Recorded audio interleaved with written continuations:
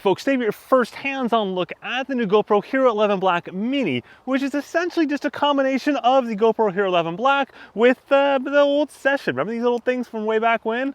Now, this is just an initial hands-on look at things. I'll have my full in-depth review down the road in later October once it starts shipping, including all the usual comparison footage that you would expect. Still, I've got a huge slate of things I want to dive into comparison-wise to the Hero 11 Black from a features and specs standpoint, as well as other cameras like the Action 2 from DJI or the Insta360 Go 2, kind of those smaller form factor cameras. Now, the first thing you'll notice is that it is smaller than the Hero 11 Black. There's no questions, it's smaller. It's also lighter. It's 133 grams versus 154 grams of the Hero 11 Black. But it's not as small as something like the Insta360 Go 2, nor as small as something like the DJI Action 2. But it's also not trying to be. Those cameras have their place in life and they're great, but they're also not as full featured. If you look at battery life, for example, in the case of both the Insta360 Go 2 and the DJI Action 2, for that main module itself, you're only talking less than 30 minutes of battery life in like a best case scenario, by the way. And then storage is also super limited. And yes, with the Action 2, you can have a separate module that you attach to it and you get more battery life or more storage, but those modules are not waterproof in any way, shape, or form. The SD card is fully exposed, versus the GoPro Mini is completely waterproof to the same waterproof specking as the Hero 11 Black, so basically 33 feet, 11 meters. It's designed to have the same kind of durability as a normal GoPro does. And I think one thing to keep in mind when you're comparing it to the GoPro Hero Session of like yesteryear is that did not have the mounting fingers built into it, so you did add a little bit more bulk to it once you put that little cage around it. Next, by now you'll probably have noticed it does not have a front display or a back display. Instead, it has this tiny little LCD screen, just like the old GoPro Session did at the top, that basically shows you like which mode it's in. And you can use the two buttons on the unit to go and change between the modes. So basically you have these custom modes you'll set up ahead of time using the GoPro app, whatever resolutions and frame rates and digital lenses that you want. And you'll just change between those quickly and easily using the buttons on the camera itself. And it'll show you on the LCD as to which actual mode it's in. And while you were noticing the back there was no display, you'll probably have also noticed it's just a giant ass heatsink. Basically it's designed to dissipate heat off the camera. I have not had a chance to do like a proper test with it from a heat standpoint because I just didn't have that much time with it, but that is definitely one of the things I'll be looking at to see how well it dissipates heat. When I talked to GoPro, they kind of giggled at my observation of that giant ass heatsink on the back of it, and so hopefully that will dissipate the heat better than maybe some of the other cameras out there. Next, one of the most interesting things that you may not have noticed about this camera at first glance is that it has two sets of GoPro mounting fingers on it. So normal GoPro has mounting fingers on the bottom of it. People love them, it works out great. But this also has a set of mounting fingers on the back of it. So basically, if you wanted to mount it like on a chesty mount, you don't have to do the whole thing where you have a separate like mount that kind of brings it up and out. And if you've done chest mounts before, you know it's kind of like a pain. You end up having more out and upwards or more out and downwards than you really wanted to.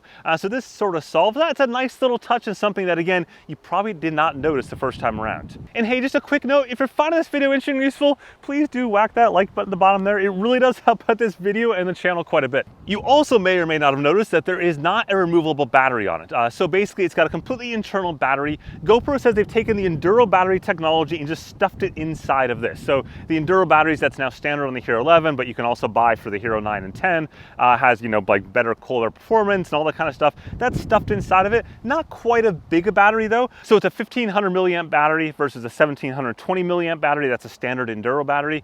GoPro says you're gonna get about 10 to 15% less battery time out of the Mini than a Hero Black 11, just because of the Hero 11 Black, whatever, just because of the fact that it's a smaller battery. However, one of the terms they used a lot was perceived battery time, and that you're going to get longer perceived battery time. And that's because on the Mini, when you press the record button, it starts recording, of course, and then when you stop it, it stops recording, but there's no extra battery burning time for that display. I mean, sure, that little LCD display, but that's like TI-83 calculator level battery consumption. I mean, it's basically nothing. Compared to the bigger displays that you have, the dual displays on the Hero 11 Black obviously burn a lot more battery. So they said that the perceived battery time is much, much longer because you're not burning the extra battery time for the displays in between all of your activities. And so while that sounds like marketing-ish kind of stuff, the reality is it's true. Like if I use my Hero 11 Black, the display is on a lot of the time doing nothing even when I'm not recording. So we'll see how that works out in real life. Next, and probably the biggest and most important thing, it is just just a Hero 11 Black inside. So the same GP2 chipset, the same imaging pipeline, the same processing, all that stuff is identical,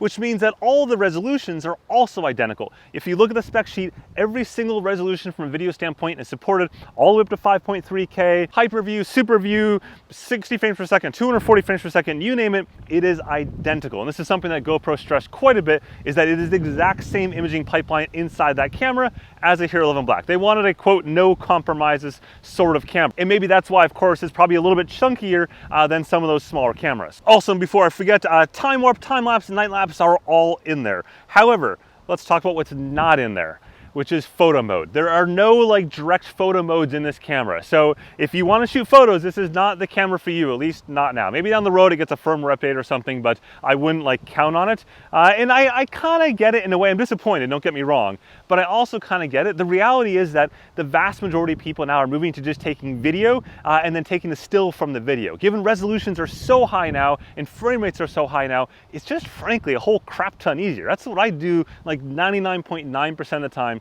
I'm shooting video at 60 frames per second, and then I'm going ahead and just taking the still from that, and it looks super crispy. And at 5.3K and even higher now, effectively with 8:7 ratio, you're talking just a ton of pixels to work with, and the clarity and the sharpness is there, and you don't have to like try to get the exact split second of that shot. But again, I get people will be disappointed, and I can understand that. And then speaking of disappointment, a whole slate of things that you may or may not use. Number one is there's no webcam option. There's still live streaming. You can do live stream using like your phone and pairing and all that stuff, but no webcam like tethering it to a computer. There's no hindsight, so that's the mode where you basically can record like 30 seconds behind like a TiVo and then just take the bits that you want, if you will. There's no scheduled or duration capture nor looping mode. The scheduled duration capture is honestly the weirdest one to me, because I think this is actually a great scenario for this camera to be able to set up a scheduled capture ahead of time, stick it out somewhere and like capture the stars or something, but maybe that'll come again down the road. There's also no GPS built into it. So if you want to do overlays like speed and stuff like that later on, you won't be able to do it with this camera. However, it is fully compatible with the GoPro Max Lens mod, but not compatible with the GoPro Media mod, because obviously the Media mod is like a totally different form factor. So it kind of wraps around the camera, and it just simply wouldn't wrap around this camera. Can't give it that little hug if you want to. You could still use a light mod with it, but there's no way to like mount it on top. I'm sure Amazon will solve that in due time with like all sorts of little cases, if you will, for like 10 bucks or something, but out of the box, not directly supported. It's also worth noting it's the exact same lens, or rather lens cover, if you will, as the Hero 10. So that's fully compatible with not just the swappability, removability of that, but also with all the ND filters and whatnot that you would have for the Hero 10. So then finally we get to the price. The price is $299 with the GoPro subscription, or $399 without a GoPro subscription. As usual with the GoPro subscription, it's baked into the cost, so you're not paying any extra for that. GoPro is just hedging on a bet that you won't remember to cancel it a year later, and then you'll pay 50 bucks a year after that for the GoPro subscription. And then of course the idea is that all of this starts shipping on October 25th, which is about the same time you'll probably see my in-depth review, which will have tons and tons of comparison footage. I got lots of epic nicks planned for that, comparing it of course against not just the GoPro Hero 11 Black, but other action cameras out there like the DJI Action 3, etc. And I think that's where it's going to be interesting to see like how this camera is received. Given that the price point is only 100 bucks lower than the Hero 11 Black, for a lot of people they're probably going to buy the Hero 11 Black. Certainly though, there are plenty of scenarios where you want a smaller camera, even just a tiny bit smaller, to be able to fit in certain places and where you just need that tiny little bit of extra space. Okay, with that, hopefully you found this first look interesting or useful or something at all. If so, go ahead and give it a like at the bottom there, or hit subscribe for plenty more sports technology goodness. As always, there's a crap ton of stuff coming, and you don't want to miss it. Have a good one. How much battery? Oh, I got 1 minute 39 seconds left in the SD card. What should I talk about? I don't know. Here's a pretty picture of a GoPro instead.